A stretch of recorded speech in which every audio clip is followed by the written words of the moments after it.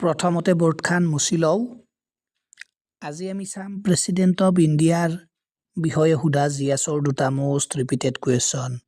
so আপোনালোকে বহি কলম লৈ আহক আৰু বহিত শৰ্ট নোট কৰি লেখক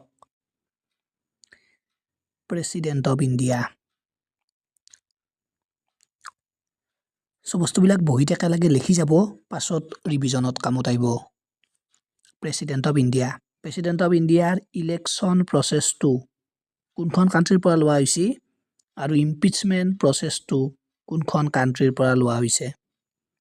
ইজি কুৱেশ্যন বহুতবাৰ এক্সামত উঠছি কোনখন কান্ট্ৰিৰ পৰা লোৱা হৈছে সো মনত ৰাখব ইলেকশ্যন প্ৰচেছটো লৈছে আয়াৰলেণ্ডৰ পৰা আৰু ইম্পিচমেন্ট প্ৰচেছটো লৈছে ইউএছএৰ পৰা ইউনাইটেড ষ্টেট অফ আমেৰিকাৰ পৰা এই দুটা পইণ্ট ইম্পৰ্টেন্ট মনত ৰাখি থব বিভিন্ন জিএছৰ এক্সামত উল্টা উল্টিকে বহুবাৰ উঠছি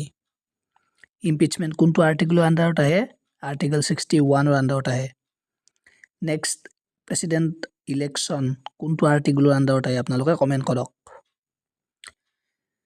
আৰু নোট কৰি বহিত লিখি থৈ দিয়ক আৰ্টিকল বিলাকো ইম্পৰ্টেন্ট অলৰেডি উঠছি এইবিলাক জিএছৰ প্ৰিভিয়াছ ইয়াৰ কুৱেশ্যন হয় ওকে বঢ়িয়া মনত ৰাখি থব বস্তুবিলাক